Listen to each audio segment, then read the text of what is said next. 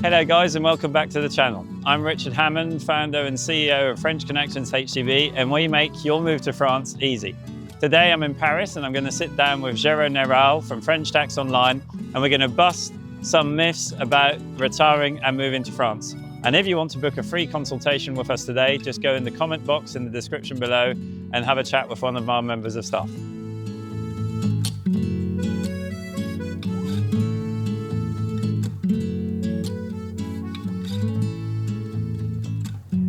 Géraud, we're here to talk about why people would choose to retire in France and why it's a good option and what drives them.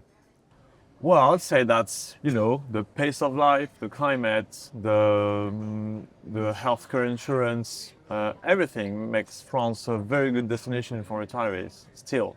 Plus, it's very easy to travel all around Europe from France.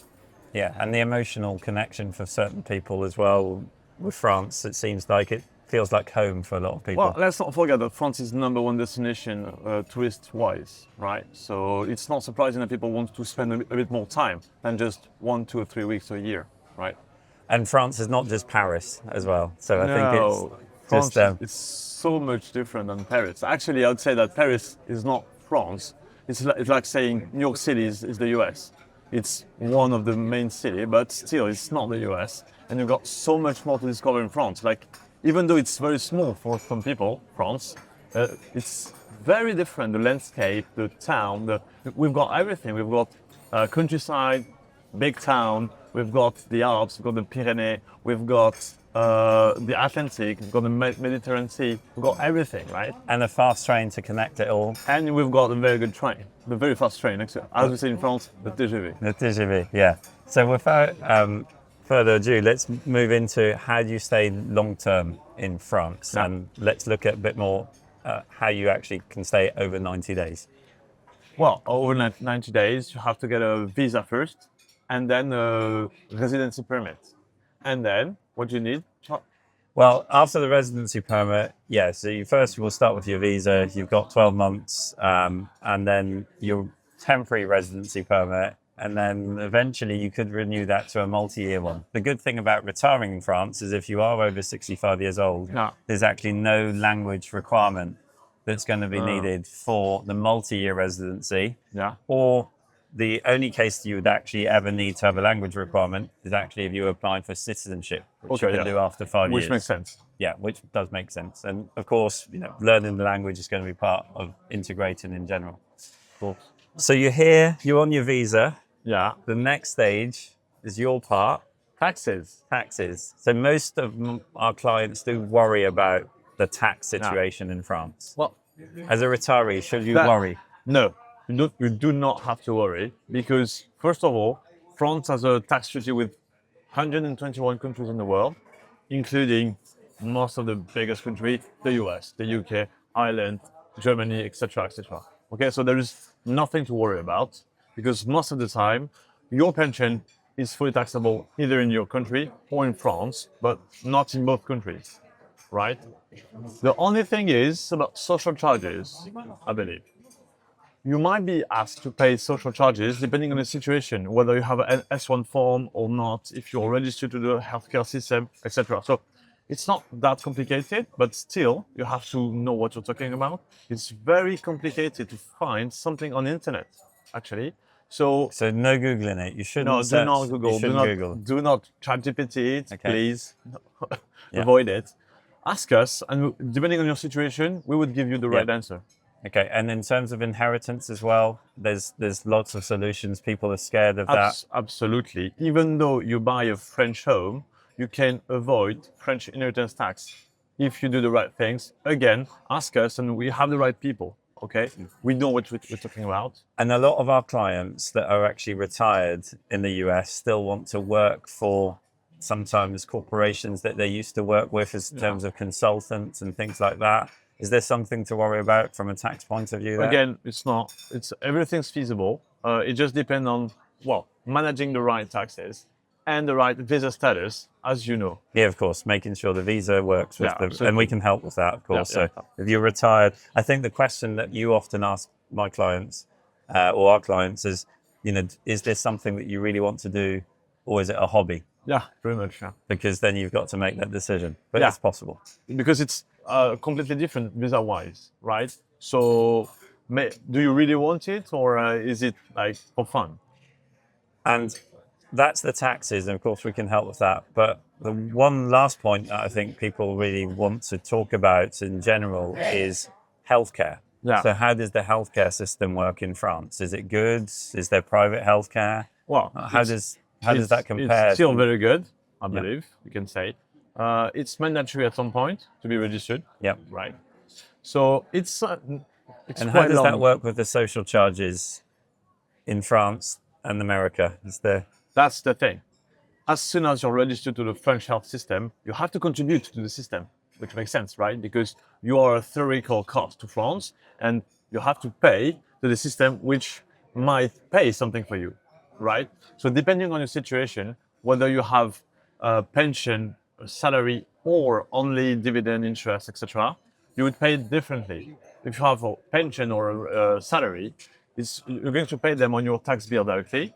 But if you have only capital gain, which are dividend, interest, capital gains, then you're going to pay the CSM tax, the PUMa tax you've been hearing about. Yeah. And this is an extra thing. which People is always managed by forget this. yourself. Yeah, absolutely. No one knows about it. Yeah. No one knows. But trust me, We do though. we do. We know. And this is something which is happening because there is a big loss for the French government. They don't ask for it. So URSSAF is now claiming it. So do take this into account once you're doing your math. I think what most people always say to me is that even though they're going to have to pay that, it'll be far less than what they were paying in the USA. Absolutely. With probably a better level of care. Absolutely. That's Okay. That, for US people, That's all we need to know. pretty much, yeah. In general, is that you're going to be covered and it's actually going to be cheaper than. But don't forget that you have to pay anyway, because sometimes people are like, oh, but there is a double taxation treaty. Yeah, but it's not taxes, it's social charges. And it's different. It's not covered by the tax treaty. Okay, well, moving on swiftly to the cost of living in France. So let's touch a bit more about that. In general, I find, having lived in both the USA, the UK, that France in general, maybe not if you're in Paris like we are today, is a little bit cheaper than the rest of the world. Is that still the case? Do you think that? How do you find it when you go to other countries? I believe that France is very different depending on the location, because I know France quite well. My friend called me François le Français, you know, and I'm a road trip lover. But all around Europe, especially France, because I really like driving around. And of course, I don't like to drive in big cities, so I like to drive in the countryside. And I find it so cheap. You can get some very nice hotel, very nice food, very nice things for very little money in France. Auvergne, when you go, Cantal, Aveyron, Lozère. I mean, all these places are very nice and very cheap. On the other hand, as soon as you're reaching the Côte d'Azur, Riviera, going to Paris, going in every big city and on the coast, actually, the cost of living is growing quite a lot. And I would say it's quite close from the UK, again, big cities, but the US remain much more expensive than France. So overall, if you're retiring on a budget, France is actually probably a really good idea. Absolutely, but don't think that it's very cheap, okay? Because anyway, France is still a very developed country. Yeah. Even though it's cheaper than the US, it's still costly to live here. And don't forget that once you're in France, you'll be willing to do some stuff.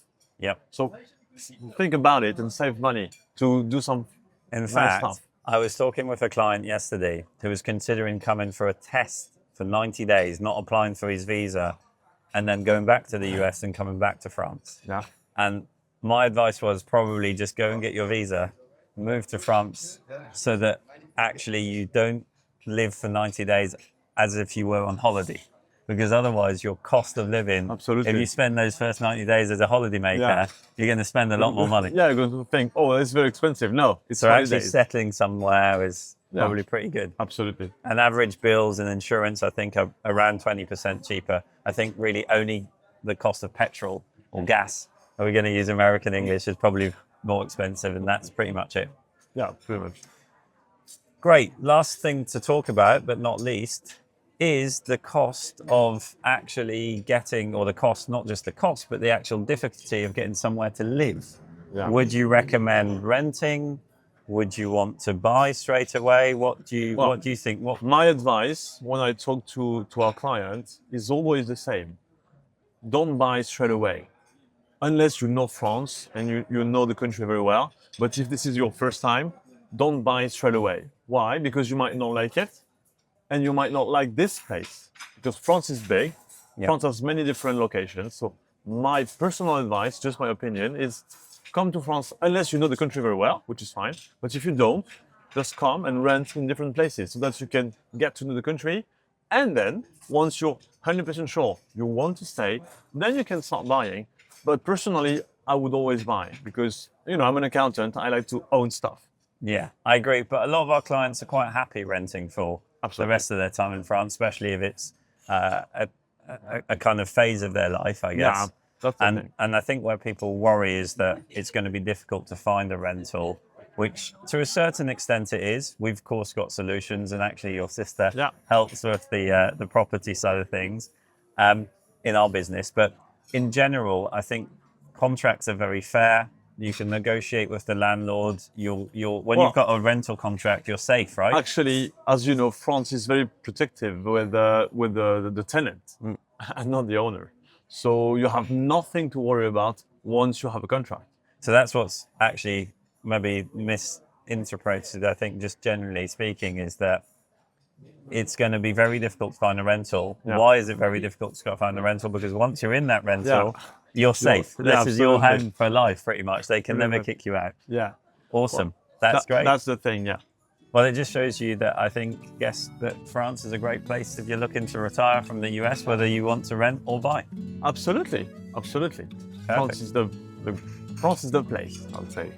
As always, guys, thank you so much for watching. Do not forget to like and subscribe. And if you want to schedule a call with us, go in the description box below and you can make your free call with us today.